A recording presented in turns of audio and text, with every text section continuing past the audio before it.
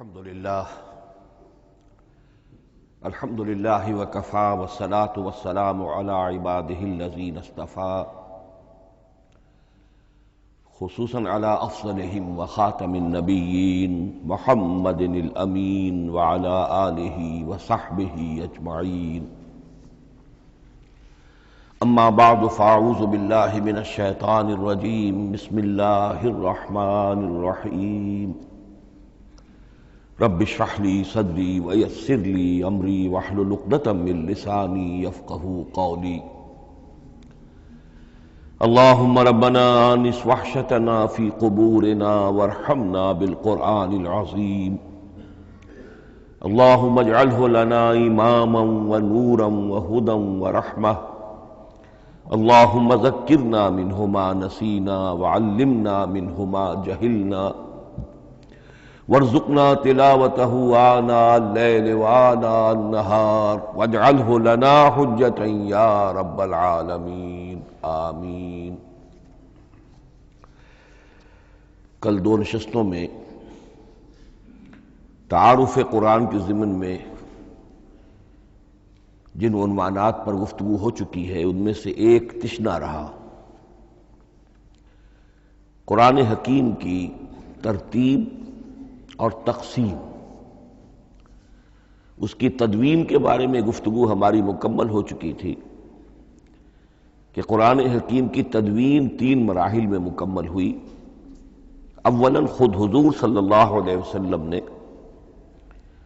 اللہ تعالی ہی کے حکم سے قرآن مجید کو مرتب کر دیا اور اس مرتب شکل میں امت کو منتقل کیا، ترتیب معین ہو چکی تھی، لیکن وہ کتابی شکل میں ما بین الدفترین جمع نہیں ہوا۔ اس کے بعد دوسرا مرحلہ آیا حضرت ابوبکر صدیق رضی اللہ تعالی عنہ کے عہد خلافت کے دوران، جب بہت سے حفاظ شہید ہو گئے جنگ یمامہ میں، تو تشویش پیدا ہوئی کہ قرآن حکیم کو کتابی شکل کے اندر مرتب بھی کر لیا جائے، جمع کر لیا جائے۔ چنانچہ یہ کام حضرت ابوبکر صدیق کے عہد خلافت میں پورا ہو گیا، اور اس کے لیے مصحف کا نام حضرت عبداللہ ابن مسعود کی تجویز پر حضرت ابوبکر صدیق رضی اللہ تعالی عنہ نے طے کیا۔ لیکن اس کے چونکہ ابھی پڑھنے کے انداز میں لوگوں کو کافی آزادی دی گئی تھی کہ اپنے اپنے لہجے کے مطابق لوگ پڑھ سکتے ہیں، تو اس سے محسوس ہوا کہ اب اس کے لکھنے کے انداز میں بھی فرق آ رہا ہے، تو اس لیے ضرورت محسوس ہوئی کہ اس کا ایک اسکرپٹ، ایک رسم الخط جو متفق علیہ ہو، اجماعی ہو، وہ طے کر دیا جائے۔ چنانچہ یہ تیسرا مرحلہ حضرت عثمان رضی اللہ تعالی عنہ کے عہد خلافت میں طے پایا، اسی لیے اس کو مصحف عثمانی کہتے ہیں، اس لیے کہ وہ رسم الخط اب ہمیشہ ہمیشہ کے لیے طے ہے۔ اس کے آفیشل نسخے تیار کیے گئے، اور بڑے بڑے شہروں میں جو بھی اس وقت اس مسلمان ممالک تھے ایک ایک نسخہ بھیج دیا گیا، اور باقی نسخے جو ہیں وہ طرف کر دیے گئے۔ تو اس طریقے سے گویا کہ ربع صدی کے اندر یہ تینوں مرحلے جو ہیں مکمل ہو گئے ہیں، اور جیسا کہ میں نے عرض کیا سب تسلیم کرتے ہیں کہ جو قرآن آج ہمارے پاس ہے وہ وہی ہے بعینہ جو محمد الرسول اللہ نے اپنی امت کو دیا تھا۔ البتہ جہاں تک قرآن کی ترتیب اور تقسیم کا تعلق ہے، بعض باتیں تو میں بیان کر چکا ہوں، ان کا صرف اجمالی اعادہ کروں گا۔ نمبر ایک یہ کہ قرآن کی جو بیسک یونٹ ہے، بنیادی اکائی، وہ آیت ہے۔ آیت کو ہم جملہ نہیں کہہ سکتے، آیت کو ورس نہیں کہہ سکتے، مصرع نہیں کہہ سکتے، اس کی اسی اصطلاح کو ہمیں ریٹین کرنا ہوگا۔ آیتیں چھوٹی بھی ہیں، بڑی بھی ہیں۔ آیتیں صرف حروف مقطعات پر بھی مشتمل ہیں، اور مرکبات ناقصہ پر بھی مشتمل ہیں، پورے جملے کی ایک آیت بھی ہے، اور کئی جملوں پر ایک آیت بھی مشتمل ہے۔ یہ تمام امور توقیفی ہیں، یعنی حضور صلی اللہ علیہ وسلم کے بتانے پر موقوف علیہ، ان میں کسی کے اجتہاد کو، کسی منطق، کسی گرامر، کسی نحو، کسی بیان کے کسی اصول کو کوئی دخل نہیں۔ جہاں تک آیتوں کی تعداد کا تعلق ہے وہ مختلف فی ہے، وہ اتفاقی نہیں ہے، اس لیے کہ 6,500 کے لگ بھگ آیات ہیں۔ فرق کیوں ہے؟ ایک بڑا فرق تو اس وجہ سے واقع ہو جاتا ہے کہ تمام سورتوں کے آغاز میں جو آیت بسم اللہ لکھی ہوئی ہے اس کے ضمن میں ایک اختلاف ہے کہ آیا ہر مرتبہ اس آیت کو کاؤنٹ کیا جائے یا نہ کیا جائے۔ صرف ایک سورت ہے سورہ توبہ جس کے شروع میں آیت بسم اللہ نہیں ہے، باقی 113 سورتوں کے آغاز میں بسم اللہ لکھی ہوئی ہے۔ تو بعض حضرات اس کو سمجھتے ہیں کہ یہ کاؤنٹ نہیں کی جائے گی، بلکہ یہ تو در حقیقت صرف سورتوں کے درمیان فصل اور فرق قائم کرنے کے لیے یہ آیت بسم اللہ لکھ دی گئی ہے۔ تو آپ سمجھیے کہ جو اس پہ اختلاف ہوگا تو 113 کی عدد کا فرق تو اسی سے واقع ہو جائے گا۔ بعض اور مقامات پر بھی آیات کی تعداد میں قدر اختلاف ہے وہ روایات ہی کی بنیاد پر، کسی شخص کو خود یہ حق حاصل نہیں ہے کہ وہ اس میں کوئی فرق کر سکے، تبدیلی کر سکے۔ بہرحال 6,500 آیات ہے قرآن حکیم کی۔ آیتیں مل جل کر سورتوں کی شکل میں ہیں، ان کی تعداد متفق علیہ ہے 114۔ سورت سور سے بنا ہے، سور کے معنی فصیل ہے، گویا کہ ہر سورت جو ہے وہ اللہ تعالیٰ کے علم، معرفت، حکمت کا ایک شہر ہے۔ سورتوں میں آیات کے باہمی ربط کے حوالے سے اس کے معنی کے اندر اور اس کی حکمتوں کے اندر اضافہ ہوتا ہے، ربط آیات۔ اور جس طریقے سے کہ مختلف موتیوں کو پرو دیا جائے ایک دھاگے میں، اس سے ہار وجود میں آئے، جو ترتیب ہوگی موتیوں کی اس سے ان موتیوں کا حسن دوبالا ہو جائے گا۔ ایسے ہی معاملہ آیات قرآنیہ کا ہے کہ جو ایک سورت کے اندر ہیں، اور ہر سورت کا ایک مرکزی مضمون یا عمود ہوتا ہے، اور تمام آیتیں اس سے منطلق اور اس سے منسلک ہوتی ہیں۔ ان سورتوں کے بعد جیسا کہ میں نے عرض کیا، دور صحابہ میں ہمیں صرف ایک اصطلاح اور ملتی ہے، حزب اور یا منزل۔ وہ اس سہولت کے لیے کہ اگر ایک ہفتے میں پورا قرآن ختم کرنا ہو، اس کی تلاوت مکمل کرنی ہو، تو روزانہ ایک حزب پڑھ لیا جائے۔ یہ چونکہ دور صحابہ میں بھی مذکور ہے، لہذا اس میں ہم دیکھتے ہیں کہ حسن موجود ہے، یعنی یہ کہ نہ تو یہ قباحت ہے کہ سورتوں کو توڑا گیا ہو، بلکہ پوری پوری صورتیں شامل ہیں۔ کوئی مصنوعی مساوات قائم کرنے کی کوشش نہیں ہے، کوئی حزب نسبتاً تھوڑا سا زیادہ بڑا ہے، کچھ تھوڑا سا چھوٹا ہے، لیکن تقریباً مساوی ہے۔ خام خواہ کی کوئی مصنوعی مساوات قائم کرنے کی کوشش نہیں ہے۔ اور اس کے باوجود یہ حسن موجود ہے کہ سورہ فاتحہ کو اگر ہم علیحدہ رکھ دیں کہ وہ پورے قرآن حکیم کے لیے ایک دباچہ اور مقدمہ ہے، تو پہلے حزب یا پہلی منزل میں 3 سورتیں، دوسرے میں 5، تیسرے میں 7، چوتھے میں 9، پانچویں میں 11، چھٹی میں 13، یہ سیڑھی ہے بالکل۔ اور جو آخری حزب مفصل کہلاتا ہے، اس میں چونکہ آخری پارے میں آپ کو معلوم ہے چھوٹی چھوٹی صورتیں ہیں، تو تعداد 65 ہے، وہ بھی جو آخری تعداد ہے 13 اس کا ملٹیپل ہے۔ بہرحال یہ حزب، یہ بھی دور صحابہ میں اس کا تذکرہ ہمیں ملتا ہے۔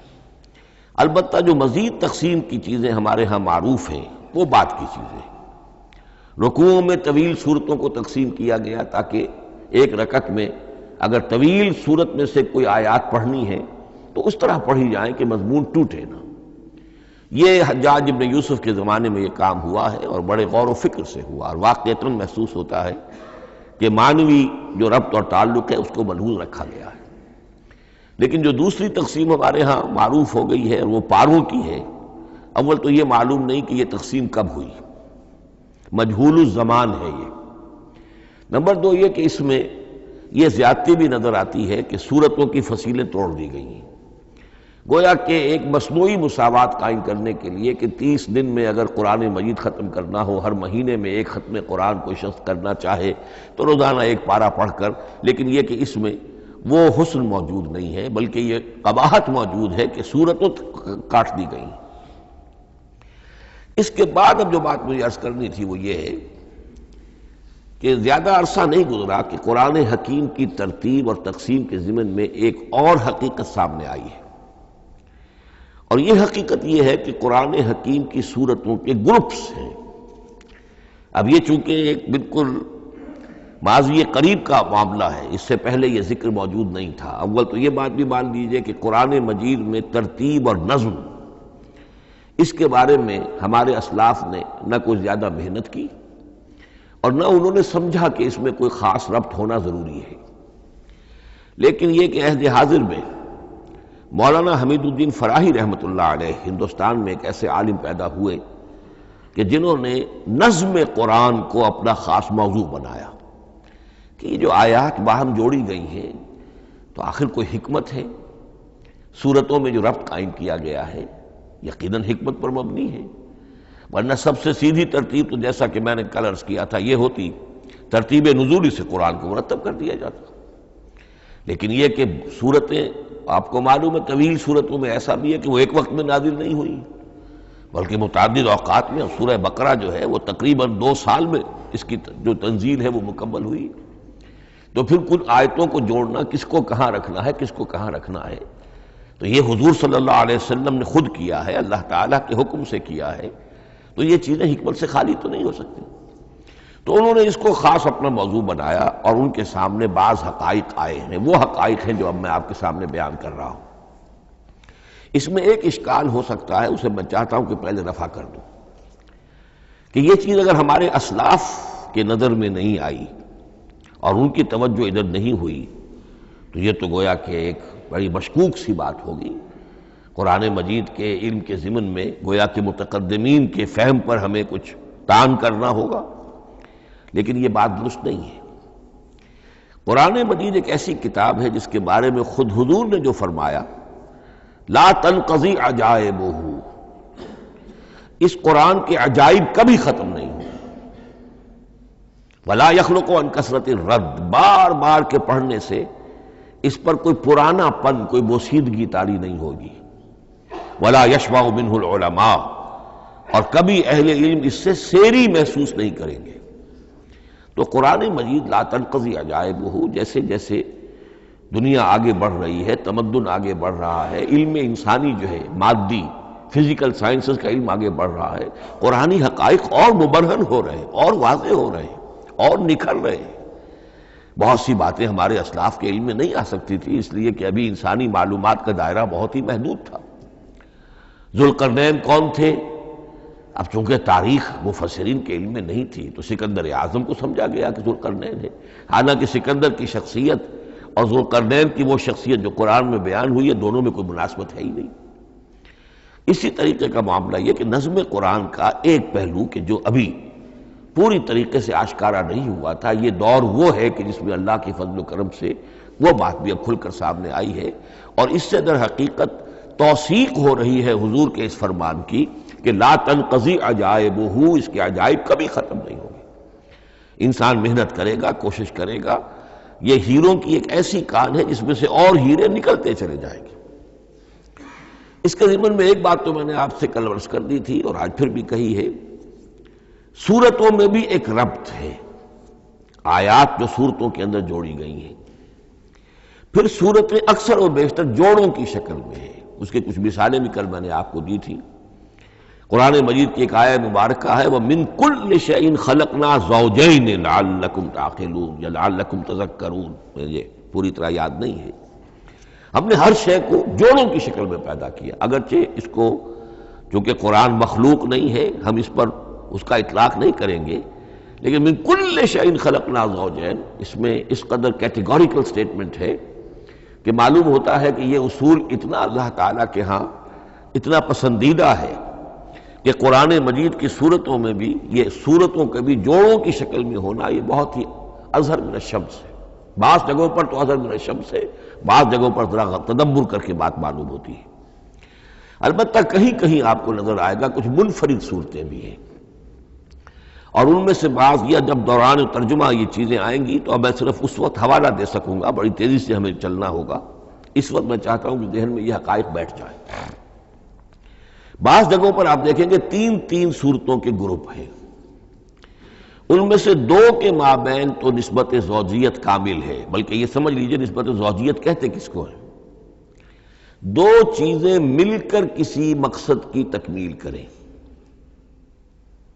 ان دونوں میں ایسی نسبت ہونی چاہیے ریسیپروکل کہ وہ ایک دوسرے کی تکمیل کے لیے اور کسی مقصد کے حصول کے لیے ان کے مابین ایک تعلق قائم ہو، یہ زوجیت ہے۔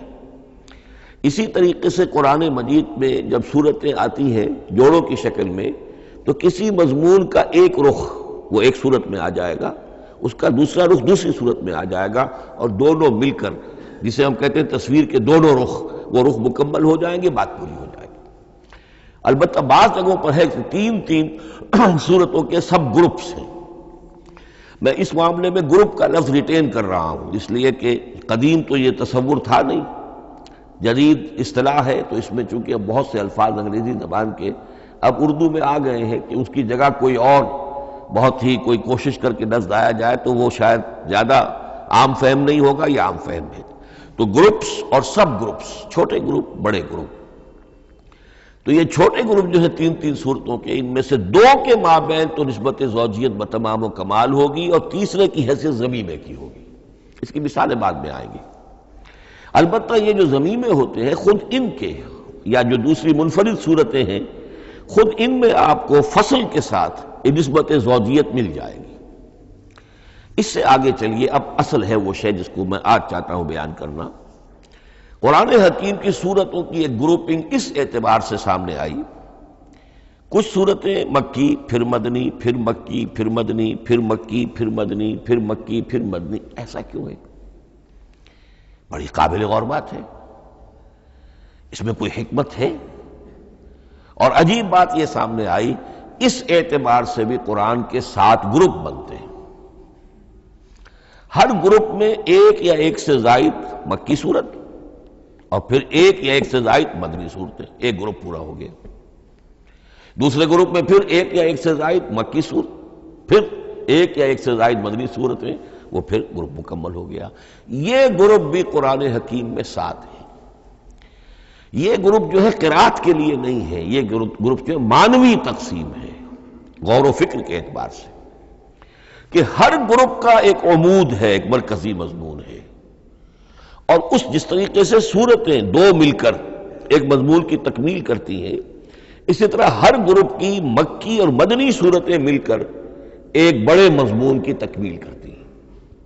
اس طریقے سے گویا کہ یہ قرآن مجید میں 7 گروپ ہیں بڑے بڑے، جو کہ جس میں کہ صورتیں جو ہیں وہ جمع کی گئی ہیں۔ مثلا میں اب آپ کو اشارتاً بتا دوں، پہلے گروپ میں سورہ مکی جو ہے وہ صرف ایک ہے، سورہ فاتحہ، تعداد میں تو ایک ہے، وہ اپنے حجم کے اعتبار سے چھوٹی بھی ہے لیکن بہت بھاری صورت ہے۔ وَلَقَدْ آتَيْنَاكَ سَبْعًا مِنَ الْمَثَانِي وَالْقُرْآنَ الْعَظِيمِ، محض اس صورت کو بھی قرآن عظیم کہا گیا ہے۔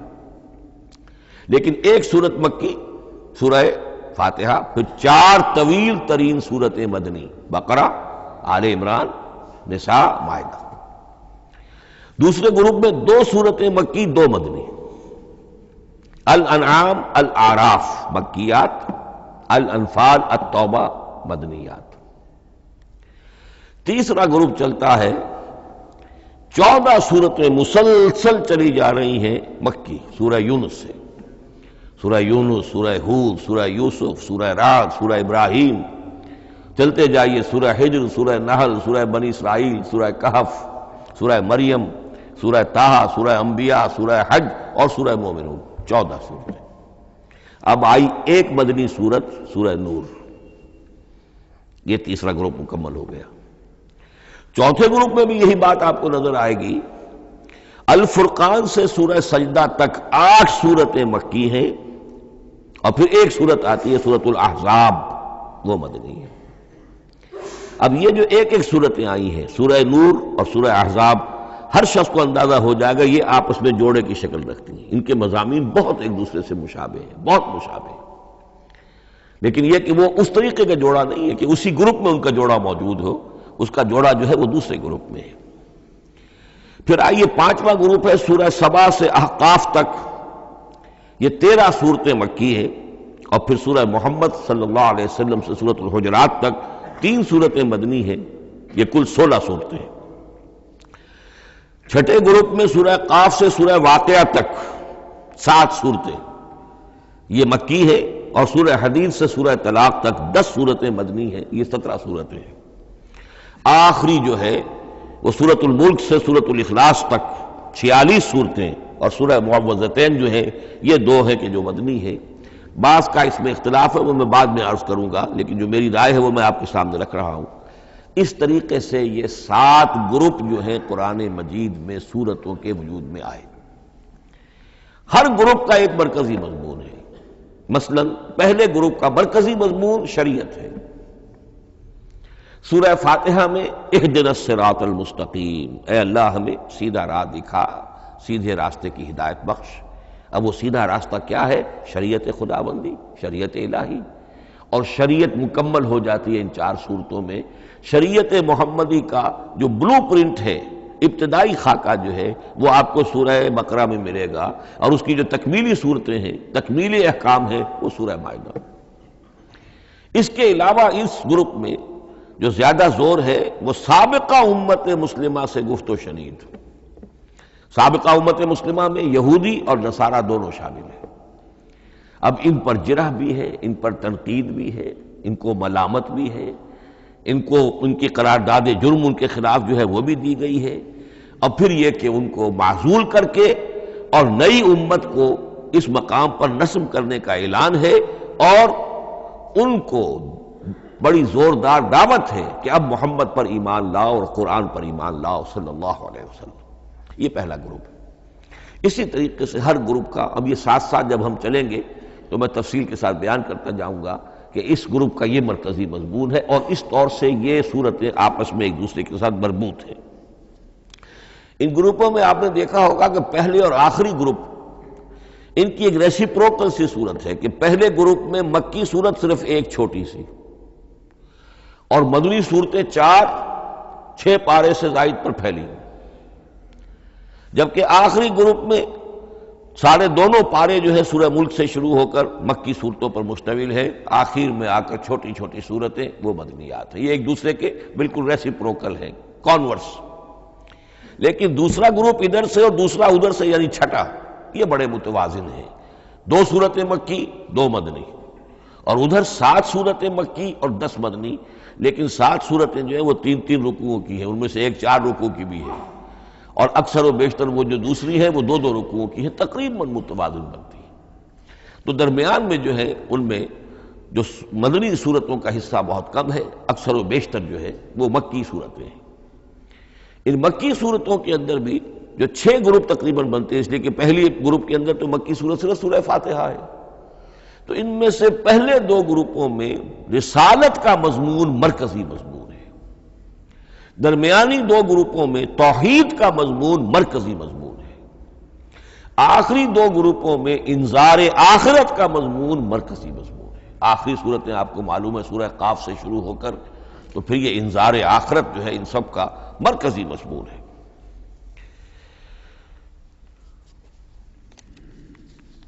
مدنی قرآن جو ہے یہ بھی آپ نوٹ کر لیجئے کہ کل قرآن کا 1/3 ہے تقریباً، اور اس 1/3 کا 2/3 پورا کا پورا پہلے گروپ میں آ گیا ہے۔ سورہ بقرہ، سورہ آل عمران، سورہ نساء، سورہ مائدہ۔ باقی تو پھر جا کے سورہ احزاب، سورہ نساء، پھر 3 چھوٹی صورتیں، پھر آخر میں 2 بہت چھوٹی چھوٹی صورتیں، سورہ انفال اور سورہ توبہ۔ لیکن یہ کہ یہ 2/3 جو ہے مدنی قرآن کا حجم بالکل پہلے ہی اس گروپ کے اندر آ گیا ہے۔ اس کی بھی حکمت ہے، کیوں مدنی صورتوں کو پہلے رکھا گیا؟ میرے علم میں نہیں ہے کہ اس موضوع پر کسی شخص نے گفتگو کی ہو سوائے محمد مارمڈیوک پکتھال کے۔ میرے علم کی حد تک ہو سکتا ہے کہ کسی اور مفسر نے، کسی محقق نے کوئی بات کہی ہو اس سے بھی زیادہ وزنی کہی ہو، لیکن میرے علم کی حد تک مارمڈیوک پکتھال نے اپنے ترجمہ کیا ہے انگریزی میں، اس کے دیباچے میں اس موضوع پر گفتگو کی ہے، بہت ہی عمدہ بات کہی ہے۔ انہوں نے کہا کہ جب یہ قرآن نازل ہو رہا تھا تو اصل اہمیت ایمان کی تھی، پہلے لوگ ایمان لائیں، اور پھر جو ایمان لائے ان کو پھر احکام دیے گئے کہ یہ کرو اور یہ نہ کرو، یہ حلال ہے، یہ حرام ہے، یہ فرض ہے، وغیرہ وغیرہ۔ لیکن جب ایک امت وجود میں آ گئی، امت کے وجود میں آنے کے بعد اب نسلاً مسلمان پیدا ہو رہے ہیں، ان کے ہاں اب ضرورت پہلے اسلام کی ہے، چاہے بچہ چھوٹا ہی ہے، پہلے اسے احکام سکھائے جائیں گے. بچہ چھوٹا ہی ہے، نماز پڑھنی سکھائی جائے گی. بچہ چھوٹا ہی ہے، روزہ رکھنا سکھایا جائے گا. تو امت کے اس طرح تشکیل پا جانے کے بعد اب اصل اہمیت جو ہے وہ احکام کی ہو گئی ہے. احکام اب مقدم ہے اور ایمان کا معاملہ جو ہے وہ اس کے بعد مؤخر ہے. کوئی شخص بالغ ہوگا، ذہین ہوگا، فطین ہوگا، غور و فکر کی صلاحیت سے اگر اللہ تعالیٰ نے اسے بہرور کیا ہوگا پھر وہ حقیقت ایمان تک رسائی حاصل کرے گا. ورنہ یہ ہے کہ عام ایک مسلمان جو ہے اسے جہاں تک احکام کا تعلق ہے ان پر تو عمل کرنا ہی ہے. تو یہ بڑی میں سمجھتا ہوں کہ ذہانت پر مبنی بات ہے کہ جو محمد مارملیوک پکتھال نے کہی ہے اور مجھے اس سے اتفاق ہے. اب آئیے اگلا معاملہ، اگلی بحث، اگلا موضوع. قرآن کا موضوع کیا ہے؟ کیا قرآن فلسفے کی کتاب ہے، سائنس کی کتاب ہے؟ کیا یہ جیولوجی کی کتاب ہے، فزکس کی کتاب ہے، کس چیز کی کتاب ہے؟ تو پہلی بات یہ سمجھیے، قرآن کا موضوع ہے انسان، لیکن انسان کی اناٹمی نہیں، انسان کی فزیولوجی نہیں، انسان کی انتھروپولوجی نہیں، کچھ نہیں، انسان کی ہدایت. یہ ہدایت کا لفظ بنیادی ہے قرآن مجید کے لیے. چنانچہ دیکھیے ذرا نوٹ کر دیجئے سورہ بقرہ کے شروع ہی میں ہدی للمتقین، پھر اس کے وسط میں ہدی للناس. سورہ یونس میں فرمایا ہدی ورحمۃ للمؤمنین. سورہ لقمان میں فرمایا ہدی ورحمۃ للمحسنین. سورۃ البقرہ اور النحل میں فرمایا، نمل میں ہدی وبشریٰ للمؤمنین. آل عمران میں وموعظۃ للمتقین، ہدی وموعظۃ للمتقین. پھر 3 مرتبہ الہدی هو الذی ارسل رسولہ بالہدی ودین الحق لیظہرہ علی الدین کلہ. الہدی، ہدن نکرہ ہے، الہدی معرفہ ہو گیا، یعنی ہدایت کاملہ، ہدایت تامہ، ہدایت ابدی. اسی طرح سورۃ النجم میں فرمایا وَلَقَدْ جَاءَهُم مِّن رَّبِّهِمُ الْهُدَىٰ. سورۃ الجن میں وَإِنَّا لَمَّا سَمِعْنَا الْهُدَىٰ آمَنَّا بِهِ. سورہ بنی اسرائیل میں وَمَا مَنَعَ النَّاسَ أَن يُؤْمِنُوا إِذْ جَاءَهُمُ الْهُدَىٰ. سورہ بنی اسرائیل میں بھی یہ الفاظ آئے، سورہ کہف میں بھی آئے. تو قرآن کا موضوع ہے ہدایت، اور اس کو اب ذہن میں رکھیے کہ انسان کے علم کے 2 گوشے ہیں. علم انسانی 2 حصوں میں منقسم ہے. ایک حصہ ہے فزیکل ورلڈ کا علم جو حواس کے ذریعے سے حاصل ہوتا ہے، مادی حقائق ان کا علم. حواس خمسہ، ہمارا دیکھنا، سننا، سونگھنا، چکھنا، چھونا، یہ تمام صلاحیتیں ہیں، ان سے کچھ معلومات حاصل ہوتی ہیں، اور عقل کا یہ کمپیوٹر ان کو پروسیس کرتا ہے، اس سے نتائج نکالتا ہے، نتائج نکال کے سٹور کر لیتا ہے. پھر مزید کوئی معلومات حواس کے ذریعے سے حاصل ہوتی ہیں، اب ان کو وہ پھر پروسیس کر کے جو سابق میموری سٹورڈ ہے اس کے ساتھ ریکنسائل کر کے کوئی اور نتیجہ اخذ کرتا ہے. اس طرح رفتہ رفتہ رفتہ رفتہ انسان کا یہ علم بڑھتا چلا جا رہا ہے، اور ہم نہیں کہہ سکتے کہ ابھی اور کہاں تک جائے گا. آج سے چند سو سال پہلے بھی انسان تصور نہیں کر سکتا تھا کہ انسانی علم وہاں پہنچ جائے گا جہاں آج پہنچ چکا ہے. اس علم کا وحی سے کوئی تعلق نہیں، اس علم کا تعلق ہے اس میں علم اسماء سے جو حضرت آدم میں ودیعت کر دیے گئے تھے بالکل شروع میں. سورہ بقرہ کا 4واں رکوع جو ہے اس کے شروع میں ذکر ہے وَعَلَّمَ آدَمَ الْأَسْمَاءَ كُلَّهَا. اللہ نے آدم کو تمام نام سکھا دیے. اور اس کے آخر میں ذکر ہے جب آدم کو اور حوا کو حکم دیا گیا کہ اب زمین میں جا کر اور وہاں کا چارج سنبھالو، تو فرمایا وَإِمَّا يَأْتِيَنَّكُم مِّنِّي هُدًى فَمَن تَبِعَ هُدَايَ فَلَا خَوْفٌ عَلَيْهِمْ وَلَا هُمْ يَحْزَنُونَ. وہ علم ہدایت ہے. یہ 2 چیزیں بالکل علیحدہ ہیں. علم اسماء در حقیقت یوں سمجھیے کہ جیسے آم کی گٹھلی میں پورا آم کا درخت ہوتا ہے، وہی تو گٹھلی ہے جو آپ زمین میں دباتے ہیں، پھر اگر پانی وہاں پڑتا ہے، زمین میں روئیدگی بھی ہے، وہ گٹھلی پھٹے گی، وہ جو اس میں سے دو پتے نکلیں گے، وہ پتے اوپر بڑھیں گے، درخت بنے گا۔ وہ پورا درخت جو ہے آم کی گٹھلی میں موجود تھا، صرف اسے پورا درخت بننے میں 2 سال 3 سال 4 سال لگیں گے، لیکن درخت موجود تھا، پوٹینشلی بالقوہ پورا درخت آم کی گٹھلی میں موجود تھا۔ ایکچولی بالفعل وہ آم کا درخت جو ہے کئی سال کے اندر وجود میں آیا۔ بعین ہی یہ معاملہ ہے، کل مادی حقائق کا کل علم حضرت آدم علیہ السلام کے وجود میں ودیعت کر دیا گیا پوٹینشلی۔ اب اس کی ایکسفولیشن ہو رہی ہے، وہ بڑھتا جا رہا ہے، برگ و بار لا رہا ہے، اور یہ علم جو ہے اس کا تعلق جیسا کہ میں نے عرض کیا آسمانی ہدایت سے نہیں ہے، اب یہ خود رو پودا ہے، بڑھتا چلا جا رہا ہے، اور کہاں تک پہنچے گا؟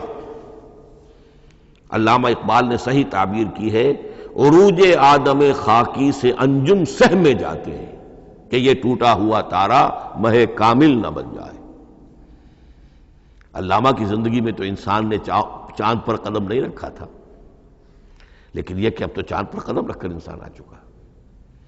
تو عروج آدم خاکی سے انجم سہمے جاتے ہیں کہ یہ ٹوٹا ہوا تارا مہ کامل نہ بن جائے۔ یہ ہے انسانی علم۔ اس انسانی علم کے ساتھ اگر وہ علم وہی علم ہدایت نہ ہو تو یہ علم جو ہے بجائے خیر کے شر بن جاتا ہے۔ آج وہ شیطانی قوت بن چکا ہے، وہ علم ہلاکت کا سامان بن چکا ہے، تباہی کا ذریعہ بن چکا ہے۔ لیکن اس کے ساتھ دوسری بات ضروری تھی جو کہ وحی کے ذریعے سے آنے والا علم تھا، فَإِمَّا يَأْتِيَنَّكُم مِّنِّي هُدًى فَمَن تَبِعَ هُدَايَ فَلَا خَوْفٌ عَلَيْهِمْ وَلَا هُمْ يَحْزَنُونَ۔ یہ علم الہدایت جو ہے یہ در حقیقت قرآن حکیم میں آ کر مکمل ہو گیا ہے۔ اس کے لیے بھی میں چاہتا ہوں کہ بات آپ سمجھ لیں، اس میں جو ارتقاء ہوا ہے، پہلی کتابیں نازل ہوئیں ان میں بھی ہدن تو تھی، کل بھی میں نے آپ کو آیت سنائی تھی سورہ مائدہ کی، انا انزلنا التوراۃ فیہا ھدی و نور، ہم نے تورات نازل کی تھی، اس میں ہدایت بھی تھی، نور بھی تھا۔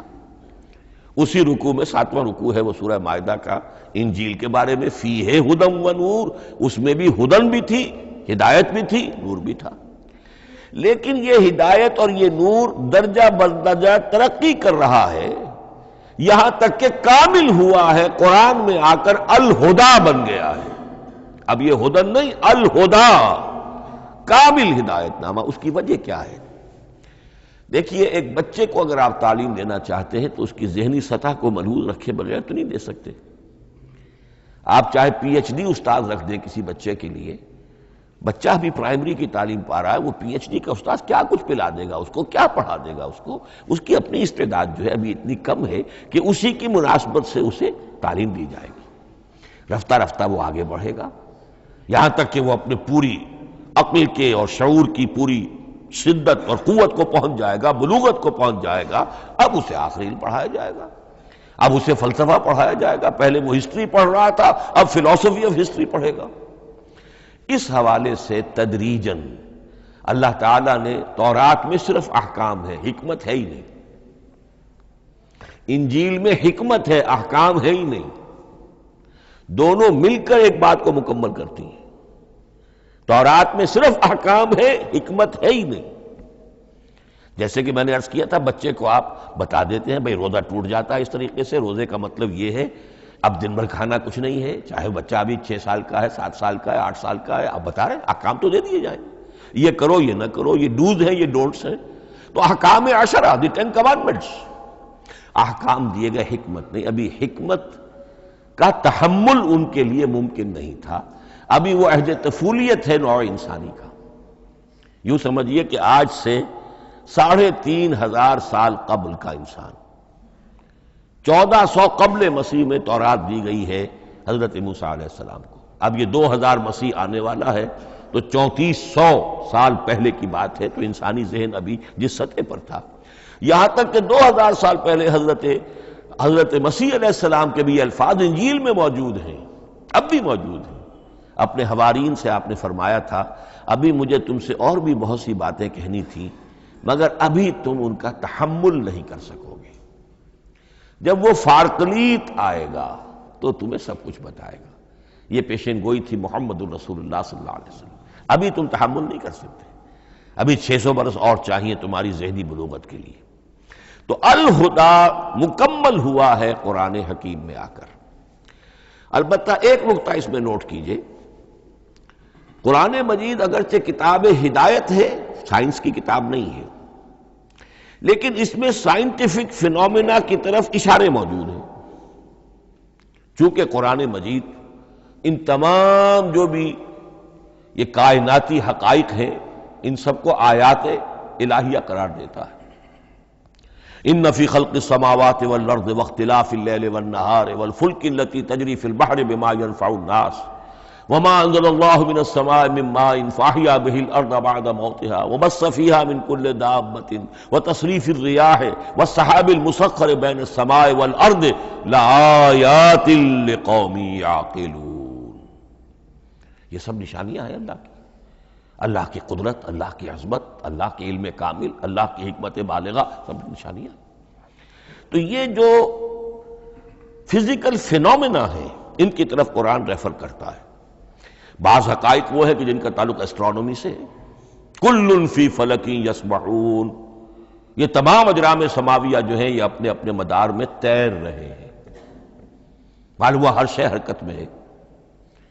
انسان پر تو ایک دور ایسا گزرا ہے وہ یہ سمجھتا تھا زمین ساکن ہے اور سورج حرکت کر رہا ہے، پھر ایک دور آیا کہا نہیں نہیں، سورج ساکن ہے، زمین حرکت کرتی ہے، اس کے گرد چکر لگاتی ہے، اور آج ہمیں معلوم ہوا ہر شے حرکت میں ہے، ہر شے۔ سورج کا بھی اپنا ایک مدار ہے، اس میں وہ حرکت کر رہا ہے اپنے پورے کنبے کو لے کر، یہ پورا سولر سسٹم اس کا کنبہ ہے، اس پورے کنبے کو لے کر وہ بھی ایک مدار میں حرکت کر رہا ہے۔ تو معلوم ہوا کل فی فلک یسبحون۔ اب یہ کل کا لفظ جس طرح منقع ہو کر، جس طرح مبرہن ہو کر، جس شان کے ساتھ آج وہ حویدا ہوا ہے، واضح ہوا ہے، آج سے پہلے انسان کو معلوم نہیں تھا۔ تو یہ جو فزیکل فینومینا ہے جن کی طرف قرآن مجید ریفر کرتا ہے، یہ اگرچہ قرآن کا اصل موضوع نہیں ہے، لیکن ایک بات جان لیجئے کہ قرآن مجید میں ان فزیکل فینومینا کے بارے میں جو بات کہی گئی ہے وہ غلط نہیں ہو سکتی، اور یہ وہ حقیقت ہے کہ جو اس دور میں آ کر اتنی واضح ہوئی ہے۔ آپ نے نام سنا ہوگا ڈاکٹر مورس مکائی کا، یہ فرانسیسی سرجن تھے، انہوں نے مطالعہ کیا، کمپیریٹو سٹڈی کی قرآن بائبل دونوں کی، بائبل سے مراد اولڈ ٹیسٹمنٹ نیو ٹیسٹمنٹ دونوں، اور وہ اس نتیجے پر پہنچا کہ پورے قرآن میں کوئی ایک لفظ ایسا نہیں ہے جسے ہماری ساری سائنسی انکشافات میں سے کسی نے غلط ثابت کیا، جبکہ تورات میں بے شمار چیزیں ایسی ہیں کہ سائنس انہیں غلط ثابت کر چکی ہے۔ The science, the Quran and the Bible.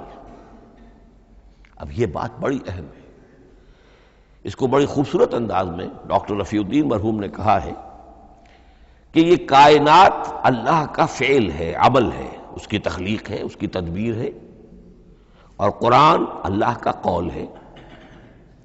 قول و عمل میں تضاد ممکن نہیں، عام انسان کے قول و عمل میں تضاد ممکن نہیں، اللہ کے قول و فعل میں اور قول و عمل میں تضاد ہو سکتا ہے۔ ہاں یہ ہو سکتا ہے کہ ایک دور میں انسانوں نے بات سمجھی نہ ہو، ان کا ذہن وہاں تک پہنچا نہ ہو، ان کی معلومات کا دائرہ ابھی اس حد تک ہو کہ ان حقائق تک نہ پہنچا ہو، لیکن جیسے جیسے وقت آئے گا مزید حقائق منکشف ہوں گے اور یہ بات اور زیادہ سے زیادہ واضح سے واضح تر ہوتی چلی جائے گی کہ جو کچھ قرآن میں لکھا ہے وہی برحق ہے۔ ہاں آج سے پہلے انسانی ذہن اس حد تک رسائی حاصل کرنے کا اہل نہیں تھا، اور یہ ہے در حقیقت آیت قرآن حکیم کی۔ یہ سورہ حامیم السجدہ کی لاسٹ بٹ ون آیت ہے، سنریہم آیاتنا فی الآفاق وفی انفسہم حتی یتبین لہم انہ الحق۔ ہم انہیں دکھاتے چلے جائیں گے اپنی نشانیاں آفاق میں بھی انفس میں بھی. سنریہم آیاتنا فی الآفاق وفی انفسہم حتی یتبین لہم، یہاں تک کہ یہ بات پوری طرح نکھر کر مبرہن ہو کر ان کے سامنے واضح ہو جائے گی انہ الحق، کہ قرآن حق ہے. اور اسی کی حقیقت جو ہے، جیسا کہ میں نے عرض کیا، ایک تو مورس بکائی کو ذہن میں رکھیے، اور ایک اور شخص کینیڈا میں ایک بہت بڑا ڈاکٹر ہے کہ جو امبریولوجسٹ ہے، اور اس کی جو ٹیکسٹ بکس ہے جو امبریولوجی پر، علم جنین، یعنی رحم مادر میں جو بچے کی پرورش ہوتی ہے، کیسی ہوتی ہے، کن کن سٹیجز سے گزر کر ہوتی ہے، یہ علم جنین یا امبریولوجی، تو سٹینڈرڈ ٹیکسٹ بک ہے دنیا میں اس کی، ڈاکٹر کیتھل مور کی. اور وہ حیران رہ گیا کہ میں نے جب قرآن کا مطالعہ کیا کہ آج سے 1400 برس قبل، جبکہ نہ مائکروسکوپ تھی، نہ ڈسیکشن ہوتا تھا ابھی ہیومن باڈی کا، یہ حقائق جو قرآن بیان کر رہا ہے، وَلَقَدْ خَلَقْنَا الْإِنسَانَ مِنْ صُلَالَةٍ مِّن مَّاءٍ مَّهِينٍ ثُمَّ جَعَلْنَاهُ نُطْفَةً فِي قَرَارٍ مَّكِينٍ ثُمَّ خَلَقْنَا النُّطْفَةَ عَلَقَةً فَخَلَقْنَا الْعَلَقَةَ مُضْغَةً فَخَلَقْنَا الْمُضْغَةَ عِظَامًا فَكَسَوْنَا الْعِظَامَ لَحْمًا. یہ کہاں سے معلوم ہوئے؟ اور واقعہ یہ ہے کہ اس سے زیادہ صحیح تعبیر ممکن نہیں. تو یہ حقائق ذہن میں رکھیے کہ اگرچہ قرآن مجید سائنس کی کتاب نہیں ہے، لیکن جن سائنسی حقائق یا جن سائنسی فنومینا کی طرف قرآن نے ریفر کیا ہے وہ یقیناً حق ہے، چاہے تاحال ہم ان کی حقانیت کو نہ سمجھ پائیں. مثلا آج بھی مجھے نہیں معلوم کہ قرآن جو 7 آسمان کہتا ہے تو وہ 7 آسمان سے کیا مراد، مجھے نہیں معلوم، لیکن مجھے یقین ہے کہ ایک وقت آئے گا کہ انسان سمجھے گا کہ ٹھیک ٹھیک یہ الفاظ جو ہیں 7 آسمان، یہ منطبق ہوتے ہیں اس حقیقت پر جو آج ہمارے علم میں آئی ہے، پہلے نہیں آئی تھی.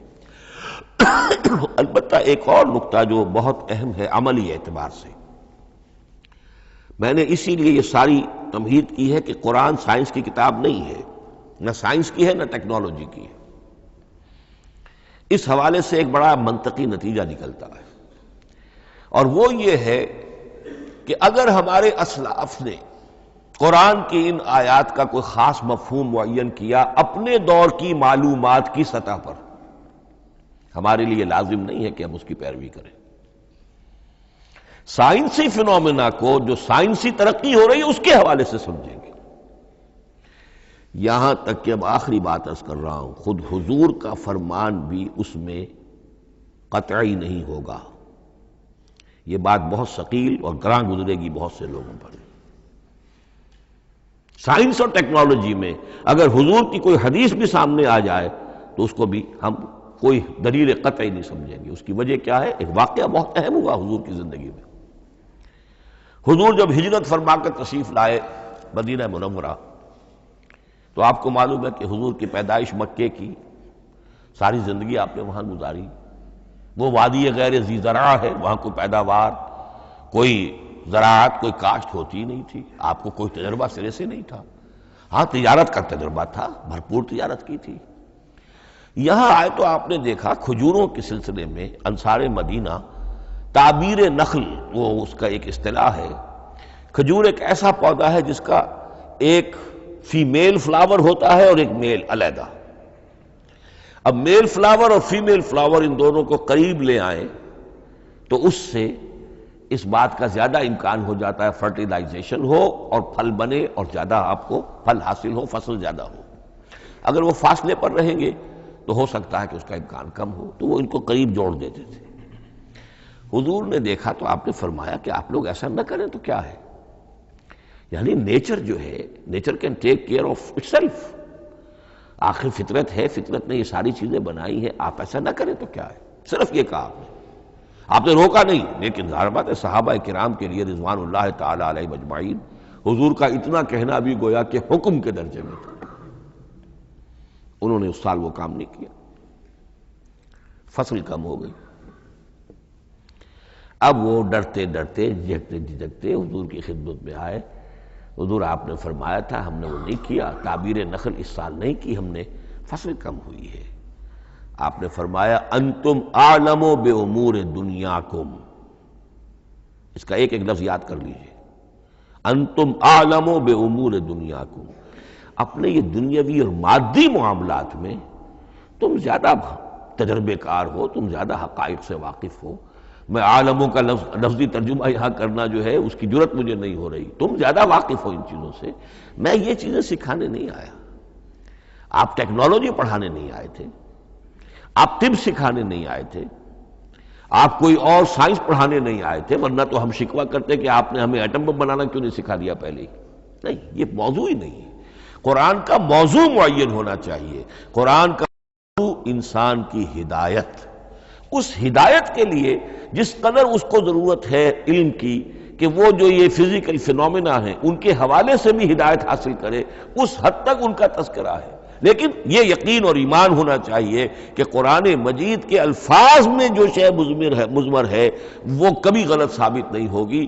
یہ ہو سکتا ہے کہ قرآن کی کسی آیت کا کوئی مفہوم ہمارے اسلاف نے 1000 برس پہلے یا 600 برس پہلے سمجھا ہو اور وہ مفہوم غلط ثابت ہو جائے، وہ ایک علیحدہ بات ہوگی، لیکن قرآن مجید کا ٹیکسٹ جو ہے اس کے اندر کہیں ایسی بات نہیں آ سکتی۔ اب آئیے فہم قرآن کے اصول۔ ظاہر بات ہے کہ اس موضوع پر اصول تفسیر پر کوئی مجھے تفصیلی اس وقت گفتگو کرنے کا موقع تو نہیں ہے، البتہ یہ کہ 7 گنتی کر کے چیزیں نوٹ کر لیجئے کہ جس سے قرآن مجید کے فہم میں سہولت حاصل ہوگی۔ پہلی بات وہ جو کسی درجے میں پہلے بھی سامنے آ چکی ہے، قرآن کا اسلوب استدلال منطقی نہیں ہے، فطری ہے۔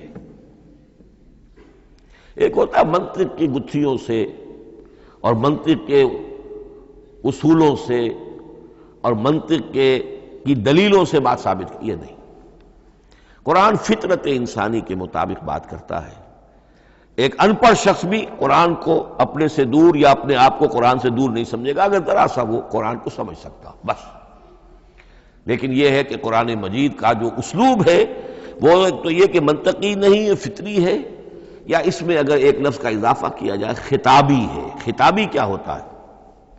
جو میں کل عرض کر چکا ہوں، خطبے کی ایک شان ہوتی ہے، وہ دلیل کے ساتھ ساتھ جذبات سے بھی اپیل کرتا ہے، اور اس میں آپ کو ایک اپنے باطن میں جھانکنے کی دعوت دی جاتی ہے۔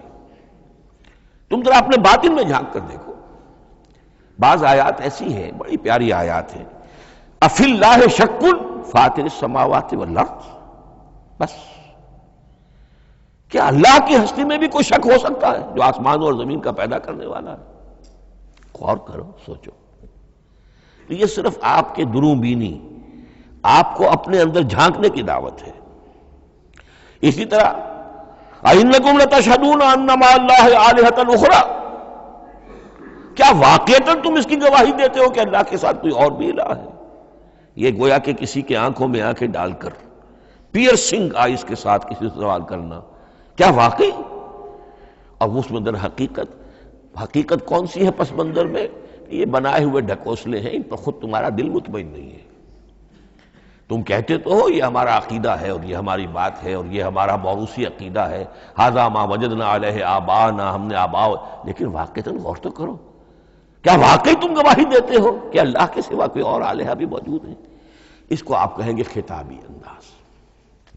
نمبر 2، قرآن حکیم میں 2 طرح کی آیات ہیں، محکمات اور متشابہات۔ یہ سورہ آل عمران کے شروع میں یہ بہت اہم مضمون جو ہے وہ آ گیا ہے۔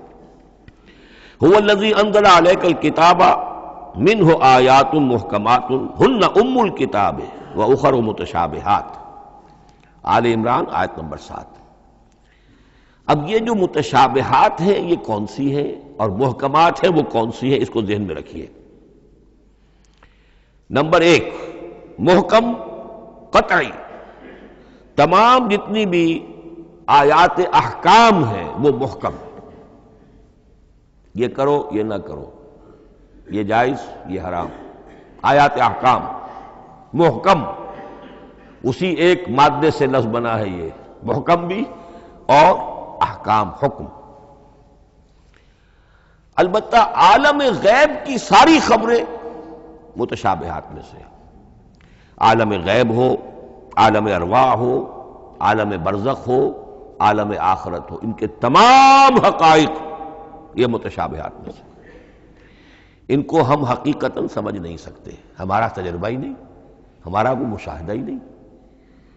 جیسا کہ ایک حدیث میں آیا ہے، جنت کی جو بھی نعمتیں ہیں، ایک تو وہ نعمتیں جن کا ذکر قرآن میں ہے اور ان الفاظ میں ہے جن سے ہم واقف ہیں۔ اب ان میں تو یہ ہے کہ حور و قصور اور پھل اور یہ اور دودھ اور شہد اور وغیرہ وغیرہ وغیرہ، وہ چیزیں ہم جانتے ہیں، تو وہ بھی حق ہے، ایسے ہی ہوں گی، اتوب ہی متشابہہ، لیکن یہ صرف نزل ہے، یہ تو ابتدائی مہمان نوازی ہے۔ نزل من غفور رحیم، جو اصل ضیافت ہونی ہے اہل جنت کی، اس کے بارے میں فرمایا وہ نعمتیں ملیں گی ما لا عین رات ولا اذن سمعت وما خطر علی قلب بشر، جو نہ کسی آنکھ نے کبھی دیکھی، نہ کسی کان نے کبھی سنی، نہ کسی انسان کے دل پر ان کا خیال تک وارد ہو، انہیں ہم کیا سمجھیں گے؟ تو عالم برزخ، عالم آخرہ، عالم غیب، عالم ارواح، ان کی تمام چیزوں کو ہم آیات متشابہات میں سے سمجھیں گے۔ البتہ یہ جو سائنٹیفک فینومینا والی باتیں ہیں مادی علوم کی، ان میں یہ ہے کہ متشابہ اور محکم ہونے کا معاملہ بدلتا چلا جا رہا ہے۔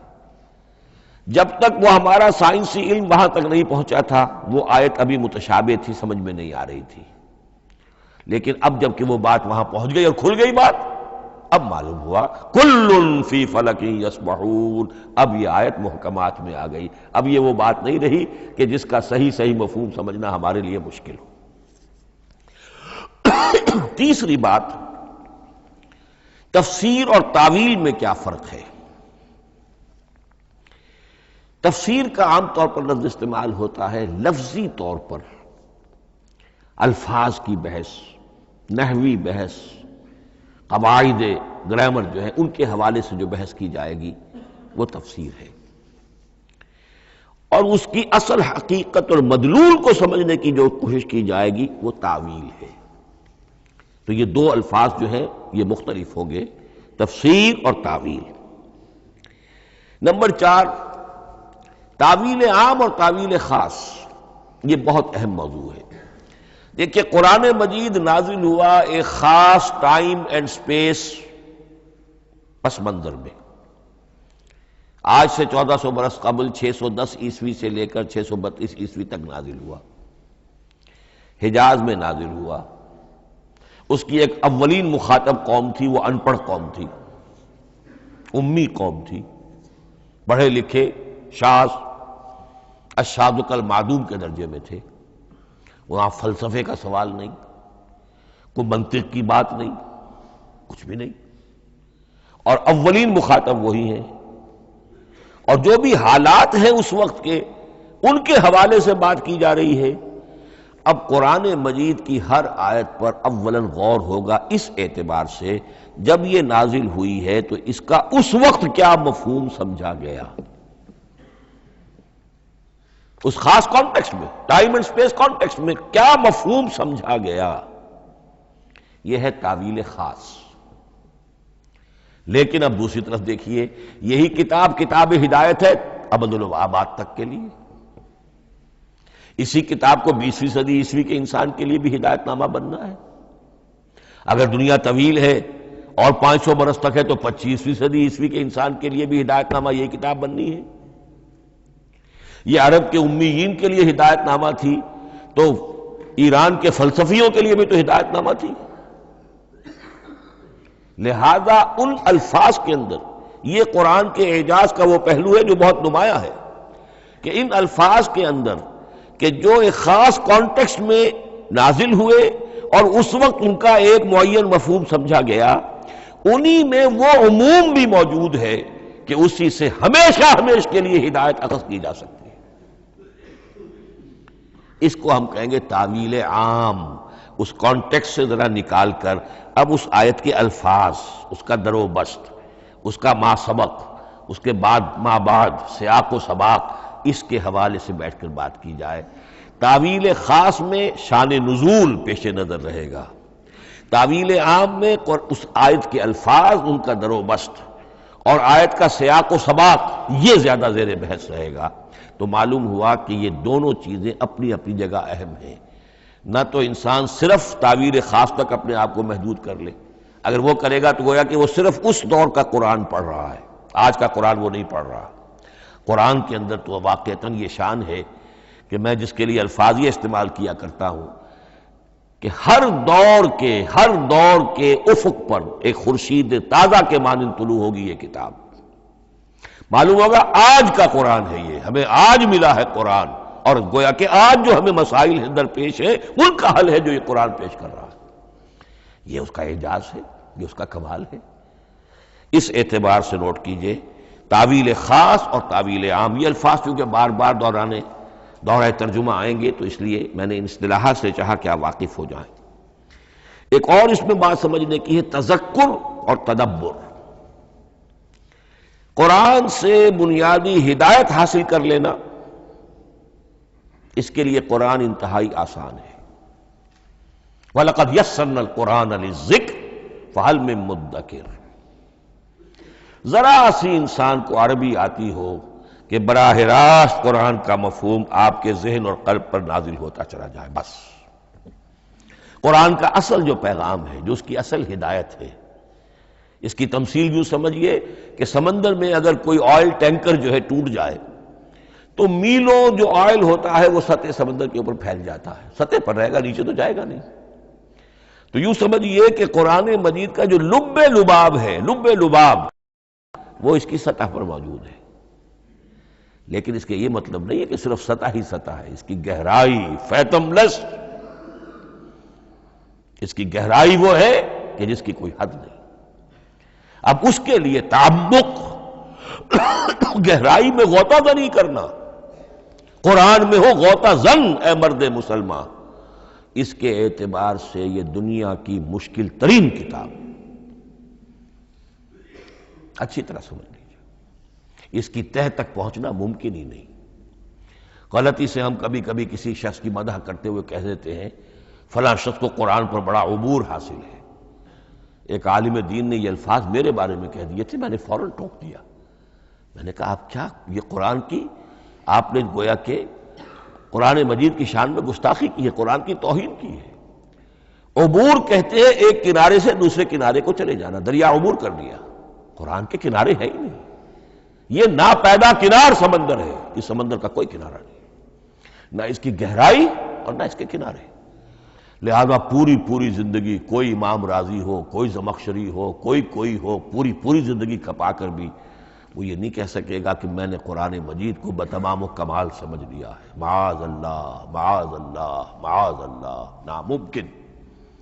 وراء الورا ثم وراء الورا، یہ ہے تذکر اور تدبر۔ اس کے لیے تو پوری زندگی انسان کھپائے، پورا وقت اس کے لیے لگائے، پوری صلاحیت کھپا دے، تب بھی وہ بہت سی جگہوں پر پھر بھی کہے گا واللہ عالم۔ امام رازی کو بھی نہ معلوم کتنے مقامات پر جا کر یہ کہنا پڑا ہے کہ اللہ بہتر جانتا ہے۔ اعلم ان ھذا المقام مقام غامض عمیق محیب، یہ مقام تو بہت محیب ہے، پرہیبت ہے، بہت گہرا ہے، بہت غامض ہے۔ امام رازی کہہ رہے ہیں، 30 جلدوں میں تفسیر لکھنے والا شخص۔